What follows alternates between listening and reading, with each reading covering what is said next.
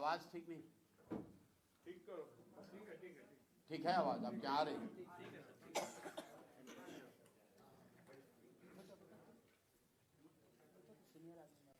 आप सभी साथियों का यहाँ स्वागत है। मैं करीब 2 साल के बाद आपके ज़िले में आ रहा हूँ। आपसे पहले 2 साल पहले आप लोगों से मुलाकात हुई थी। तो मेरे साथ डायस पे जो मेरे साथी बैठे हुए हैं, एक बार मैं उनका परिचय करा दूँ। राहुल जी हैं जो संगठन में वरीय पदाधिकारी हैं और यहाँ भेल्दी के मुखिया हैं। कन्हैया सिंह जी हैं जो पार्टी के कोर कमेटी के मेंबर हैं और भोजपुर जिला के प्रभारी भी हैं। राहुल जी महासचिव भी हैं पार्टी के। मेरे बगल में, इनसे तो आप लोग का परिचय है ही, यहाँ के ज़िले के मुख्य प्रवक्ता हैं। मेरे दाहिने साइड में उर्मिला जी हैं जो पार्टी की वरीय नेत्री हैं और इस ज़िले के प्रभारी भी हैं, कोर कमेटी के मेंबर हैं। बगल में बच्चा राय जी हैं जो इस ज़िले के जिला अध्यक्ष हैं। उनके बगल में हम लोग के वरीय साथी रामबली चंद्रवंशी जी हैं जो पटना से हमारे साथ आए हैं और पूर्व एमएलसी रहे हैं। उसके बगल में मुन्ना जी हैं जो पूर्व विधायक हैं, सहरसा के रहने वाले हैं और पार्टी के संगठन के महासचिव हैं।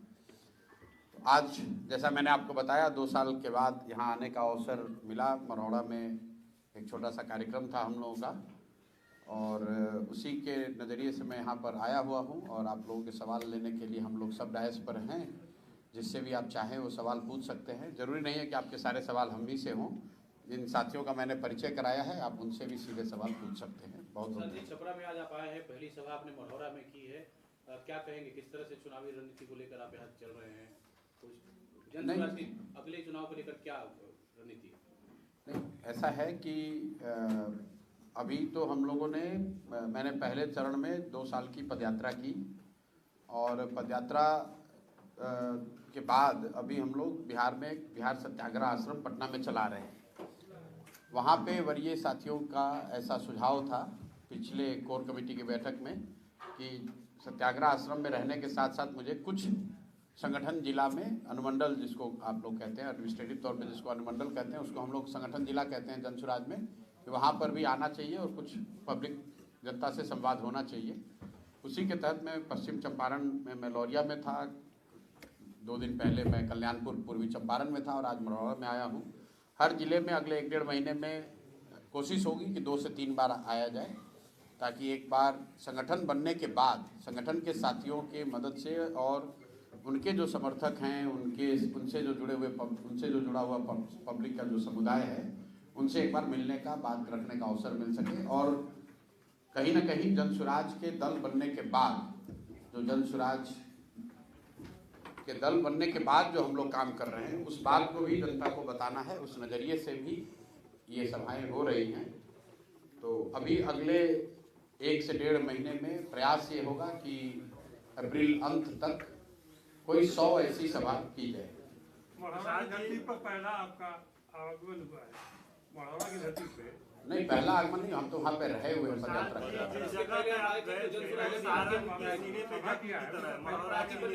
यहाँ पे आपने सभा की, इसके बारे में क्या कहना चाहिए? सारण के सीने पर तो छपरा शहर की जो दुर्दशा है वो भी जख्म है।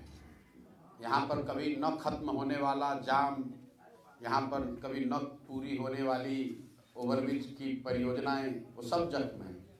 मरौड़ा भी जख्म है।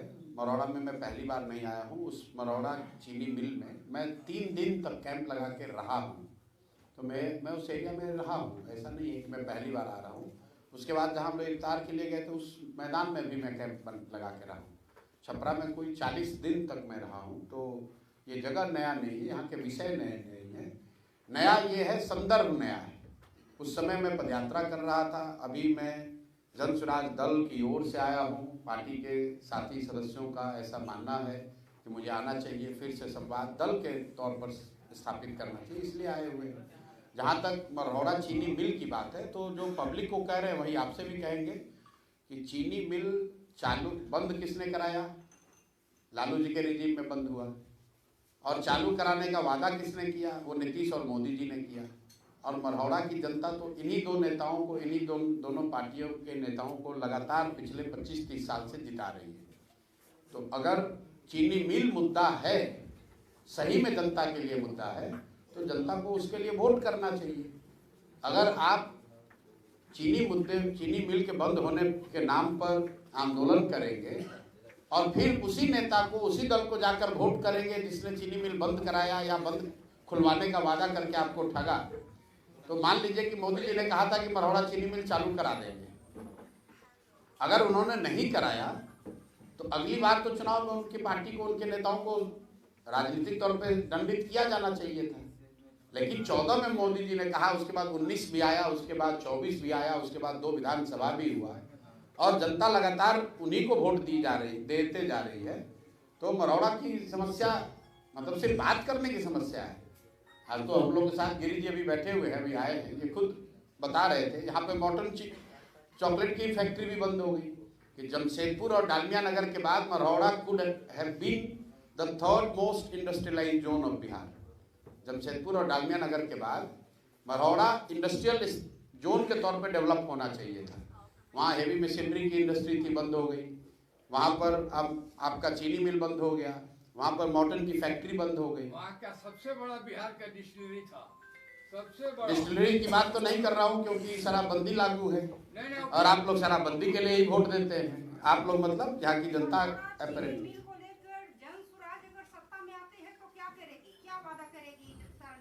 कोई ऐसा वादा नहीं करेंगे जो आप वादा सुनते रहे हैं। हम लोग एक किसी पर्टिकुलर चीनी मिल के चालू करने को लेकर कोई मैं वादा नहीं कर सकता हूं, क्योंकि इस तरह का वादा जो भी करता है वो बिना सोचे समझे करता है। मरौड़ा चीनी मिल को अलग से पुनर्जीवित नहीं किया जा सकता है जब तक बिहार में इंडस्ट्रियल पॉलिसी को नहीं सुधारा जाएगा। चीनी मिलों को फिर से पुनर्जीवित करने का एक राज्यव्यापी कार्यक्रम नहीं होगा, तब तक एक मरौड़ा के चीनी मिल को सुधारा जा सकता है, बनाया जा सकता है, ऐसा नहीं संभव है। बगल में पूर्वी चंपारण में मोदी जी आकर बोले कि भैया ये चीनी मिल चालू कराकर इससे चाय पियेंगे तभी वोट मांगने आएंगे, वो भी चीनी मिल बंद है। बंद क्या है, उसकी 1-1 इंच जमीन बिक गई और खरीदने वाले नेता कौन है वो भी जाके देख लीजिए। ज्यादातर भाजपा के नेताओं ने ही उसको खरीदा है, कैमरे पर बोल रहा हूं। कहां मुद्दा है? और वहीं के लोग 7वीं बार भाजपा के सांसद को जिताए हैं। तो कहीं ना कहीं जो जन स्वराज की जो बेसिक बात है कि सुधार तब होगा जब जनता सुधार के लिए वोट देगी।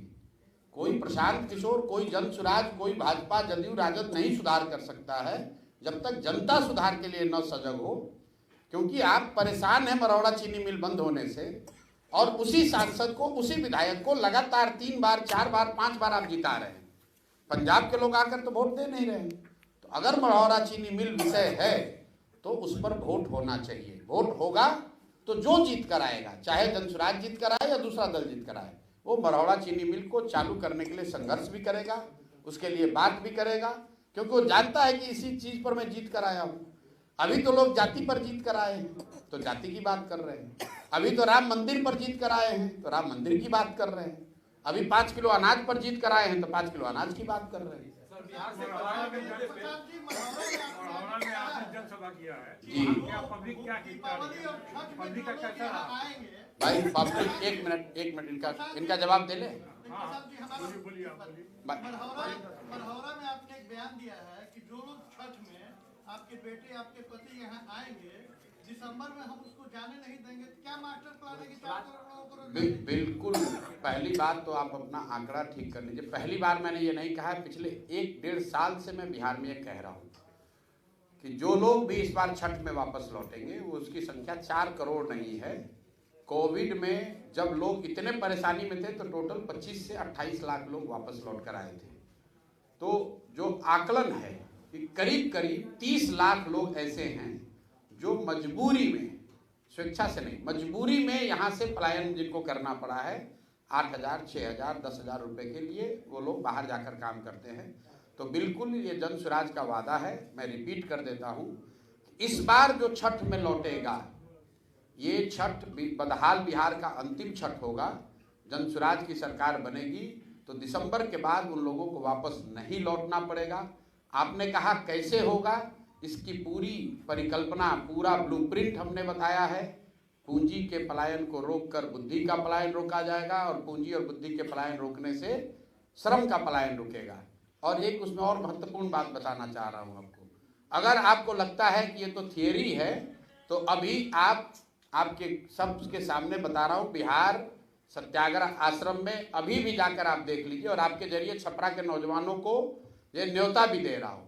आप यहाँ से आइए, 5 दिन का वहाँ पर प्रशिक्षण लीजिए, और आपको 5-6 हज़ार रुपये के मजदूरी के लिए कहीं नहीं जाना पड़ेगा। आने जाने का किराया भी जनसुराज देगा। 5 दिन के रहना खाना प्रशिक्षण भी आपको जनसुराज मुफ्त दे रहा है।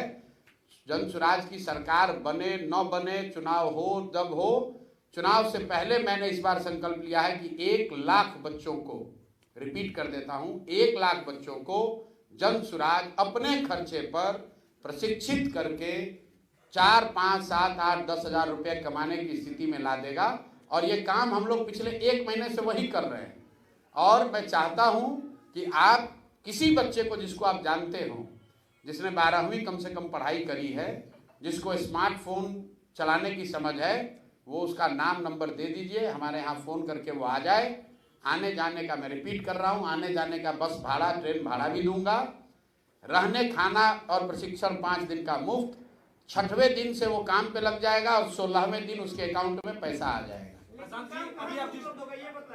अब आप अभी जो आप महाराष्ट्र से होके आ रहे हैं जी, तो वहाँ काम, 1 मिनट, अब देखिए, आपका अपना नजरिया है कि काम कहाँ से उपलब्ध होगा। काम मैंने क्या कहा, टेक्नोलॉजी से होगा। आप YouTube चलाते हैं, आप तो यूट्यूबर हैं या पत्रकार हैं तो YouTube चलाते होंगे।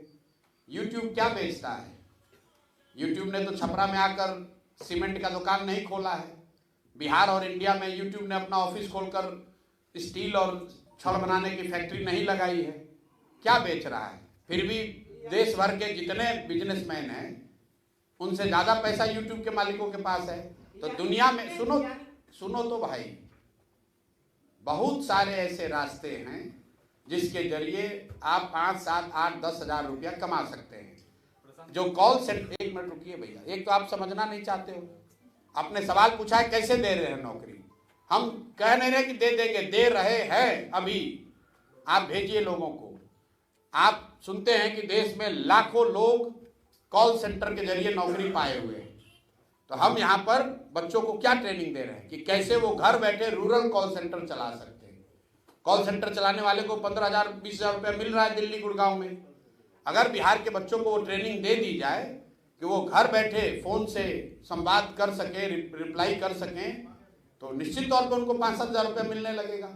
और आप आइए, इसी की ट्रेनिंग दे रहे हैं।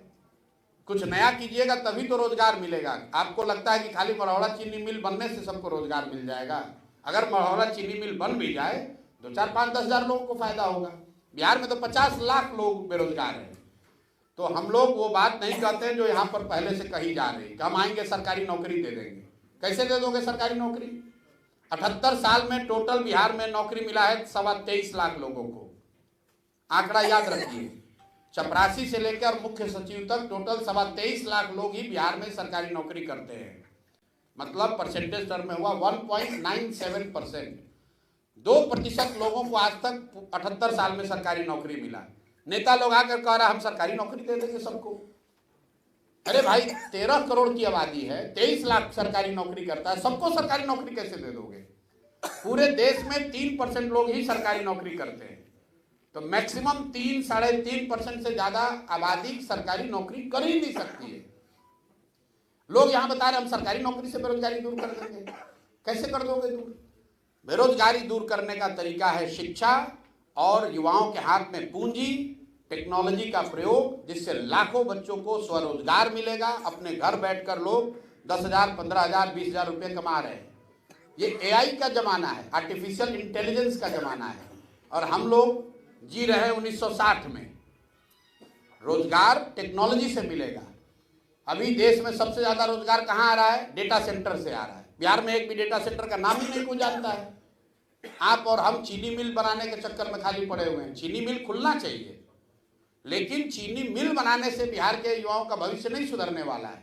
दुनिया कहाँ से कहाँ चली गई, और बिहार में अभी बैठ के आदमी वही 1970 वाला बात बतिया रहा है कि 4 किलो अनाज कैसे मिलेगा और हमको राशन कार्ड कैसे मिलेगा।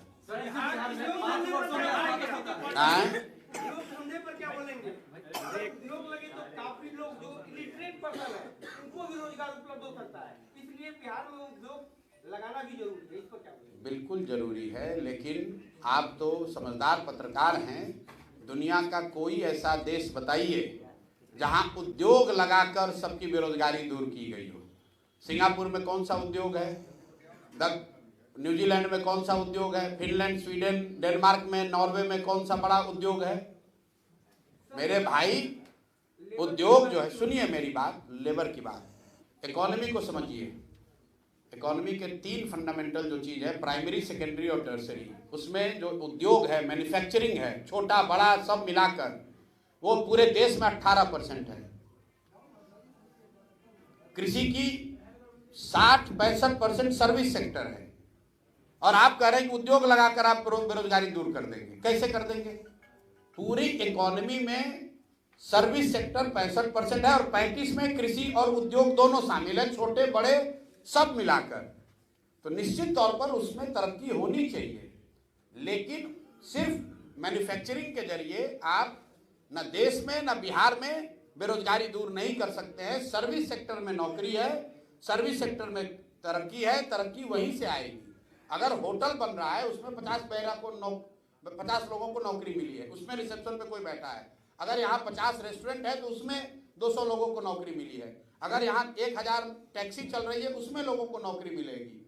सिर्फ फैक्ट्री बनाकर मजदूर लगाने से पूरे बिहार को नौकरी नहीं मिल सकती, वो एक छोटा पहलू है।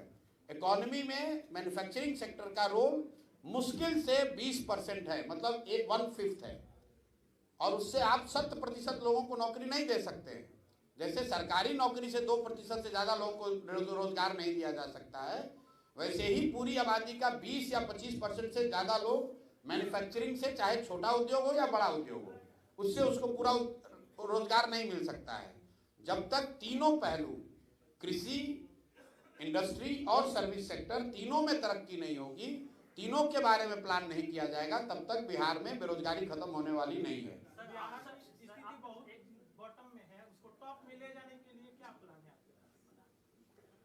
क्या किसका बॉटम में है?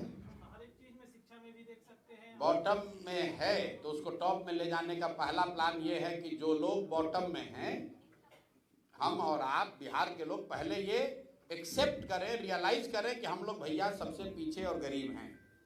क्यों गरीब हैं उसका मतलब समझें कि गरीबी बात करने से दूर नहीं होगी, गरीबी सही तरीके से वोट देने से दूर होगी। वोट उसको दीजिए जिसकी समझदारी हो, अगर वो, और जिसको भी दीजिए उसको 5 बरस के लिए चुनिए, जीवन भर की बंधुआ मजदूरी मत कीजिए। किसी को मौका 5 बरस ही मिलना चाहिए। 5 बरस में अगर वो दल, वो नेता काम नहीं करता है तो उसको पलट के दूसरे ओर कीजिए। दक्षिण के जो राज्य जहाँ पर तरक्की हो रही है, कर्नाटक, तमिलनाडु, केरल, तेलंगाना और आंध्र प्रदेश, जिन राज्यों में करीब करीब 1/3 जीडीपी अब पूरे देश का सिर्फ इन 5 राज्यों में है, इन राज्यों में पिछले 78 साल में कोई व्यक्ति 10 साल से ज्यादा मुख्यमंत्री नहीं बना है। क्यों? क्योंकि जनता वहां पर डिमांड कर रही है कि भाई तुमने जो काम किया तुमसे हमको अच्छा चाहिए। अगर आप कल जनसुराज को चुन देंगे और जनसुराज वालों को ही लगातार वोट देते रहेंगे तो जनसुराज वाले भी काम नहीं करेंगे। सबसे पहले तरक्की तब होगी जब जनता अपना अधिकार समझेगी और नेताओं में, दलों में ये डर होगा कि हम काम नहीं करेंगे तो जनता हमको हटाएगी। अभी तो जनता हटाएगी इसकी चिंता ही नहीं है। नेता जो है वो ये सोचता है कितना यादव है, कितना भूमिहार है, कितना पंडित है, वो देख ही नहीं रहा है कि कितना फैक्ट्री खोले, कितना स्कूल खोले, कितना सड़क बनाए।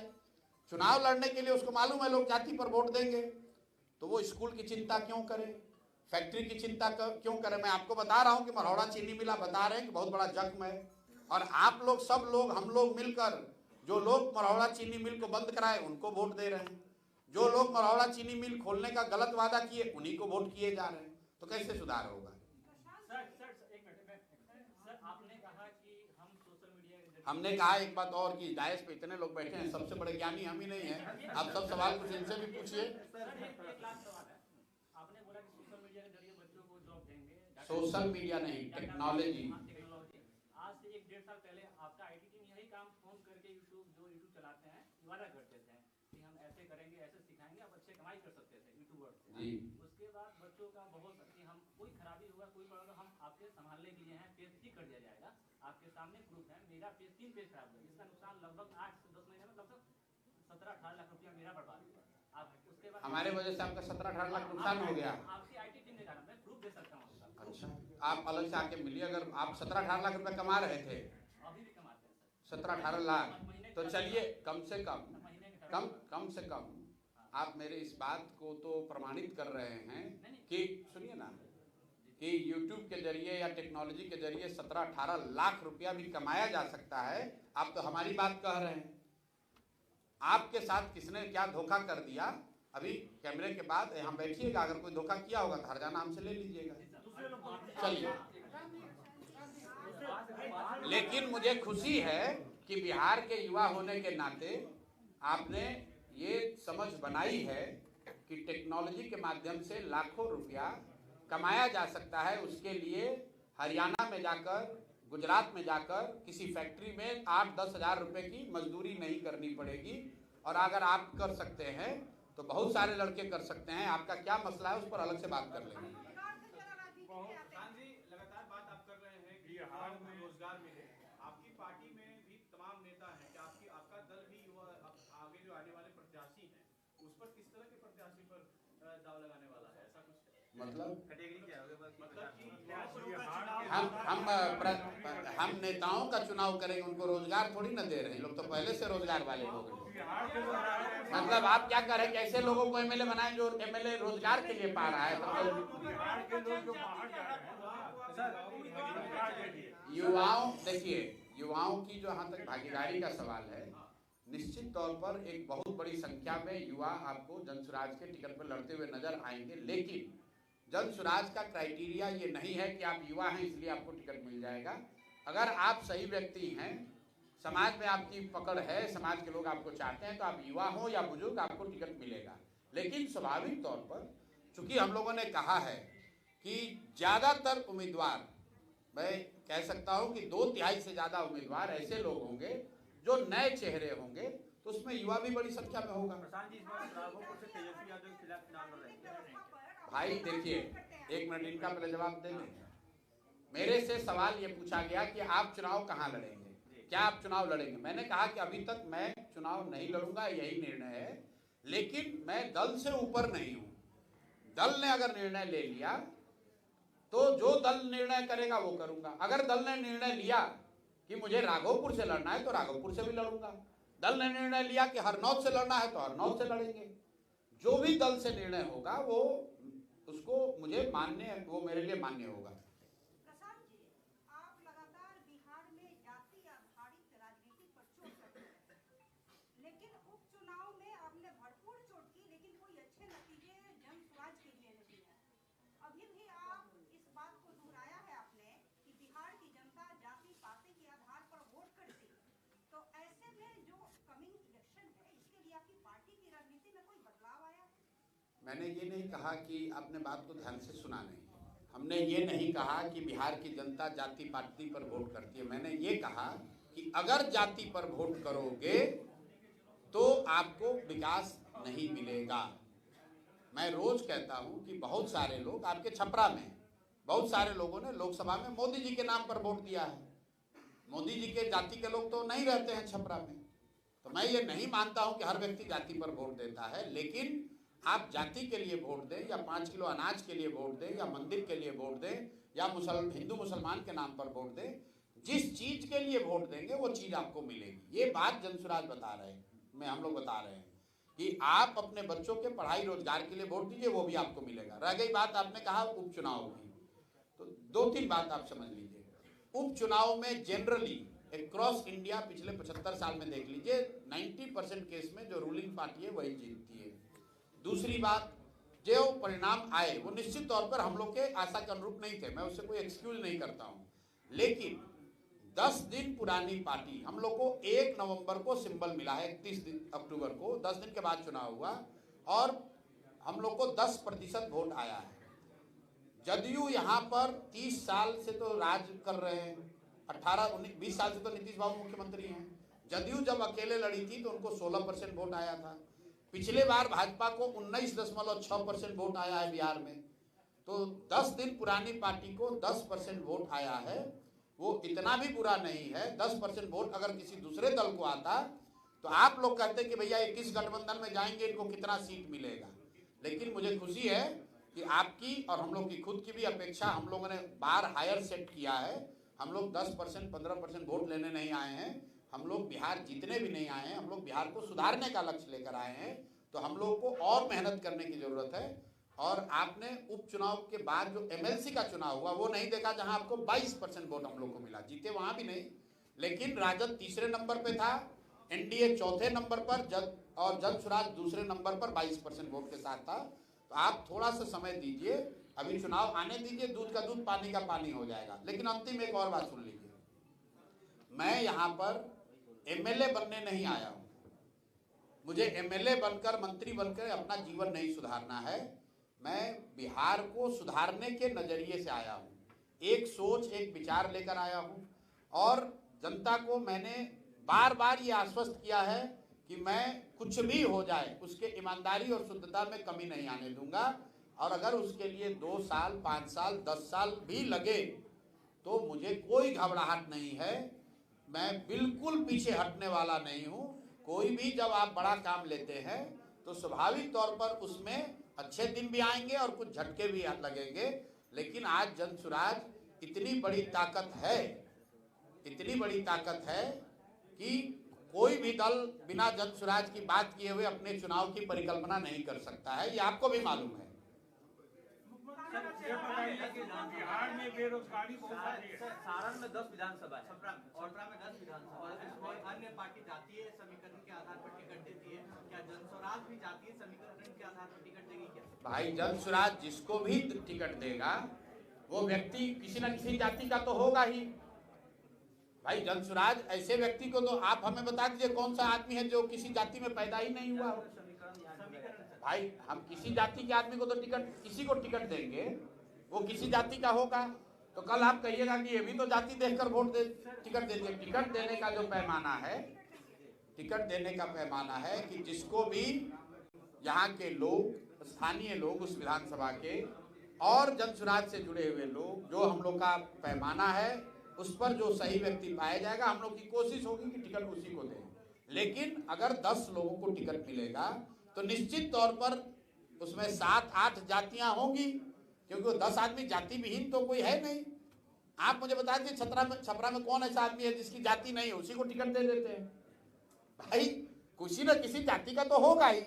अब जब हम देंगे किसी को टिकट और उसकी जाति मान लीजिए कि यादव की, तो आप कहेंगे आप भी यादव देखकर वोट टिकट दे रहे हैं।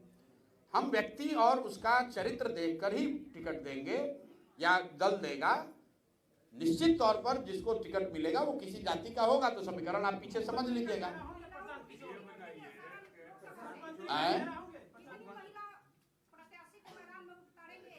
40, मैं अभी बता देता हूँ, 40 महिला प्रत्याशी जनसुराज की ओर से अगला विधानसभा चुनाव लड़ेगी। कोशिश ये होगी कि हर लोकसभा क्षेत्र से कम 1 लोग जरूर लड़े।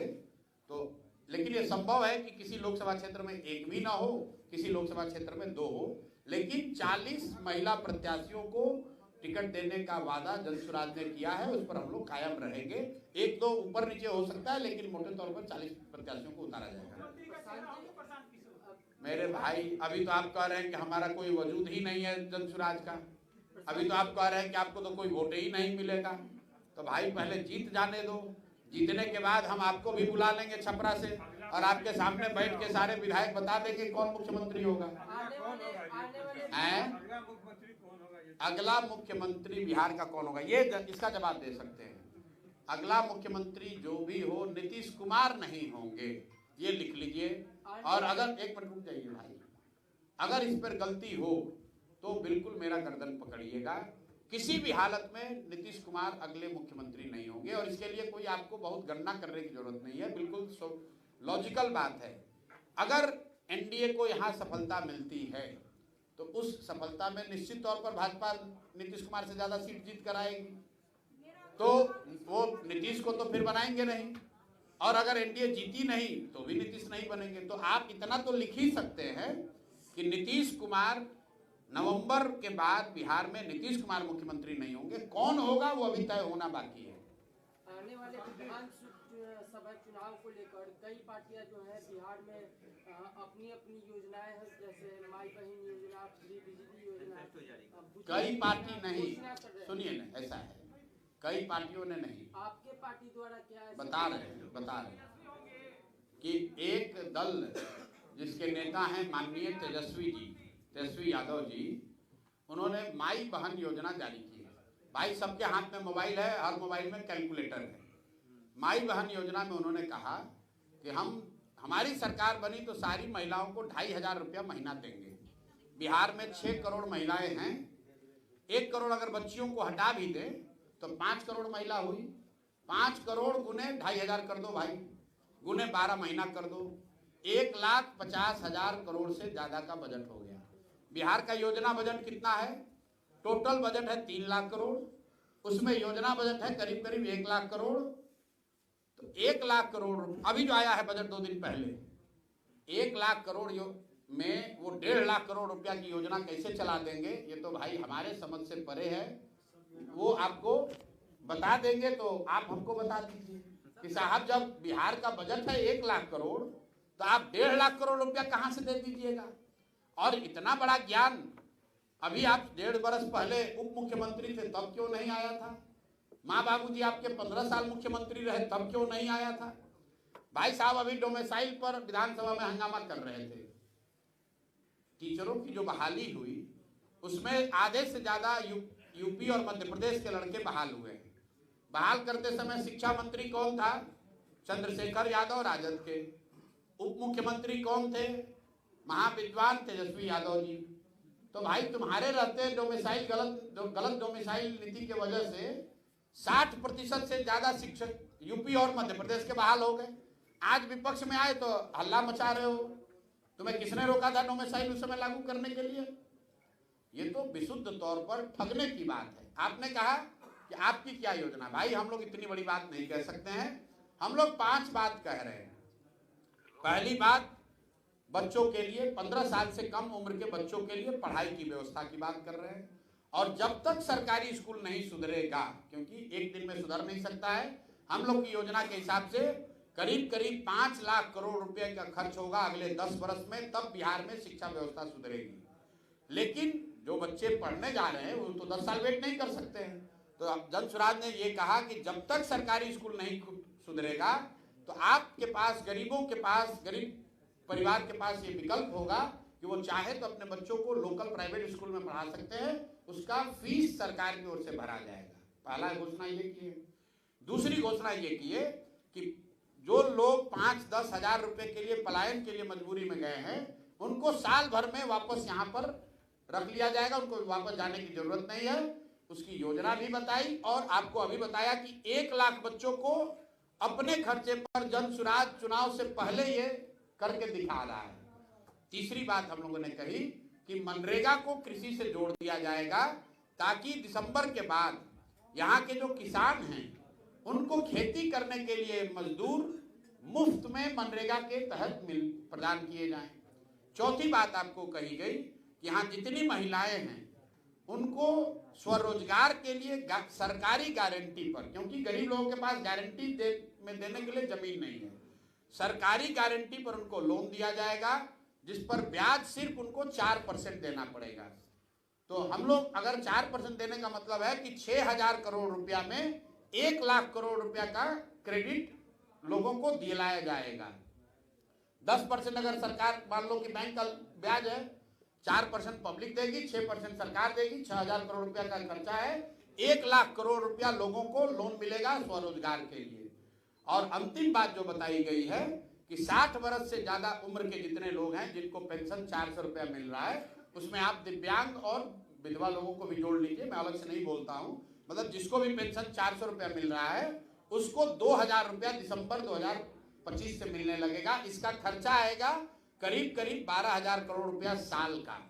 तो हम सिर्फ योजना नहीं बता रहे हैं, योजना पर क्या बजट लगेगा और वो बजट कहां से आएगा ये भी बता रहे हैं। भैया एक ही बात पर कितनी बार विचार बताएं? जन स्वराज की सरकार बनी तो 1 घंटे में शराबबंदी हटा देंगे, क्योंकि शराबबंदी बिहार में लागू है ही नहीं। शराब बंद, अरे भैया 12,000 2500 रुपया तेजस्वी नहीं दे सकते हैं तो 2,000 वृद्धा पेंशन आप कैसे दे सकते हैं? मेरे भाई कौन से क्लास में आप गणित पढ़े हैं? यहाँ पर मैंने आपको गणित बताया कि महिलाओं को 2,500 रुपए देने का मतलब है 6 करोड़ महिलाओं को 5 करोड़ महिलाओं को देना पड़ेगा। 60 वर्ष से ज्यादा उम्र के कितने लोग रहते हैं बिहार में?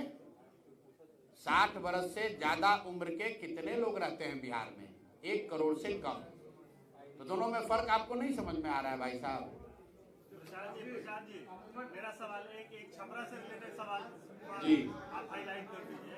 छपरा से पटना इंटरसिटी ट्रेन नहीं है, जिसके कारण आप लोगों को काफी दिक्कत होती है। तमाम मीडिया मौजूद है, आप इसको highlight मेरे भाई, जो इंटरसिटी नहीं चल रही है तो अपने माननीय सांसद जी जो भाजपा के बड़े नेता हैं, आपके वोट और आपके आशीर्वाद से बार बार जीत रहे हैं, उन्हीं की दिल्ली में सरकार है।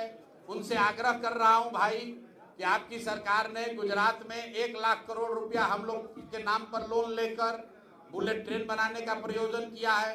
तो माननीय मोदी जी से मिल लीजिए और मिलकर एक इंटरसिटी अपने क्षेत्र के लिए भी जारी करा दीजिए। और अश्विनी वैष्णव जी से भी व्यक्तिगत आग्रह कर रहा हूं आपके माध्यम से कि भाई छपरा के लोगों को, सांसद की बात सुनिए मत सुनिए, छपरा के लोगों पर इतना मदद कीजिए, इन लोगों के लिए एक इंटरसिटी यहाँ शुरू करा दीजिए। पहला सवाल ये है कि बिहार में भी आपकी पार्टी पूरी तरह से स्टैब्लिश नहीं हुई है और आप तमिलनाडु भी जा रहे हैं। क्या लगता है कि भविष्य में आप बहुत जल्दी राष्ट्रीय पार्टी है उसको राष्ट्रीय नहीं, तमिलनाडु दूसरा सवाल ये है कि नीतीश जी ने आज फिर रविशंकर प्रसाद जो सांसद है उनके पैर छूटने की कोशिश की और तेजस्वी ने आज महिला पर सम्मान सम्मेलन किया। भैया देखिए, जहाँ तक माननीय मुख्यमंत्री जी के सवाल है तो ये चीज़ कोई हमारे कहने की बात नहीं है। मैं ज़्यादातर लोगों पे व्यक्तिगत कोई आरोप आक्षेप नहीं लगाता हूँ, लेकिन नीतीश जी की मानसिक हालत अच्छी नहीं है, ये बात हमने नहीं कही। सबसे पहले नवंबर 2023 में ये बात सुशील कुमार मोदी जी ने कही विधानसभा के सामने खड़े होकर कि नीतीश जी को लगता है मानसिक कोई गंभीर बीमारी है। उसके बाद यहाँ तेजस्वी जी ने भी कहा, कई बड़े नेताओं ने कहा, और पिछले कई महीनों से बिहार में ये चर्चा आम है। तो हमने ये मांग करी कि नीतीश जी की जो मानसिक स्थिति है उस पर मेडिकल जांच होकर एक बुलेटिन अगर सरकार जारी कर दे तो ये चर्चा जो आम है ये खत्म हो जाएगी। खैर सरकार तो बात मानेगी नहीं। तो मैंने कैमरे पर भी कहा है कि नीतीश जी फिजिकली टायर्ड और मेंटली रिटायर्ड होने की स्थिति में हैं। अगर आपको इसका भरोसा नहीं है तो कोई भी पत्रकार नीतीश जी से खाली ये पूछ ले कि उनके मंत्री परिषद में साथी मंत्रियों का नाम क्या है। नीतीश कुमार आज की तारीख में दावे के साथ कह रहा हूं आपको, अगर कैमरे पर आकर बिना पेपर देखे नीतीश कुमार अपने मंत्री परिषद के साथी मंत्रियों का नाम और विभाग बता दें तो मैं पूरा जन सुराज का अभियान वापस लेकर नीतीश कुमार को नेता मानकर उनके समर्थन में खड़ा हो जाऊंगा।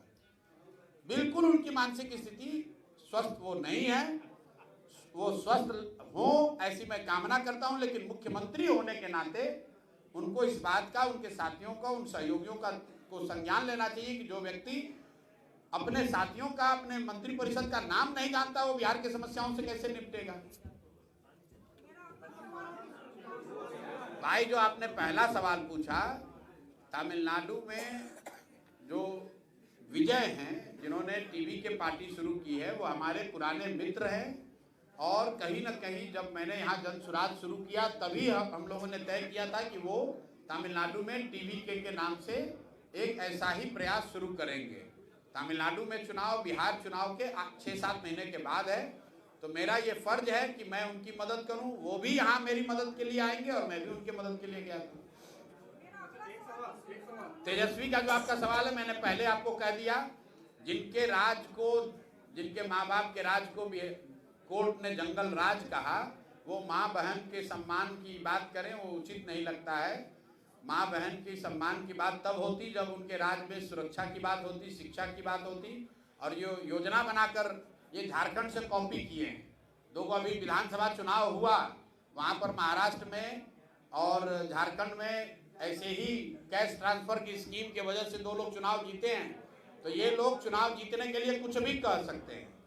भाई मैं आपको एक और बात बता दूं, सिर्फ बिहार ही नहीं, दिल्ली और गोवा जैसे 2-3 छोटे राज्यों को छोड़ दीजिए तो देश का कोई भी राज्य अपने यहाँ रहने वाली सारी महिलाओं को, बिहार की तो बातें छोड़ दीजिए, बिहार की तो हालत ही नहीं है, कोई भी राज्य इंक्लूडेड महाराष्ट्र इंक्लूडेड, अपने राज्य में रहने वाली सारी महिलाओं को 2,500 रुपया महीना नहीं दे सकता है।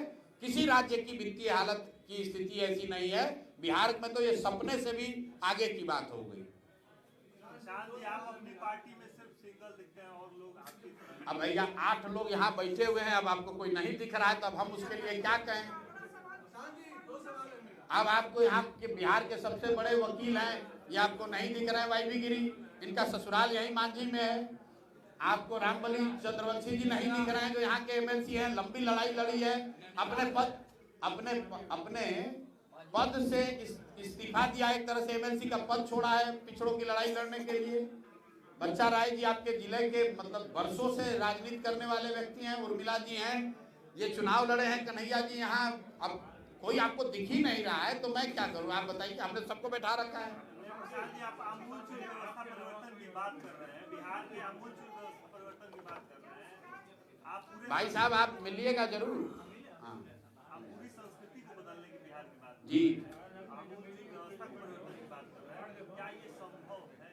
भाई जहाँ तक ये बात है कि संभव है कि नहीं, तो मैं आपको एक चीज बता दूं, प्रयास होना चाहिए। इस पर तो सब सहमत है कि प्रयास होना चाहिए।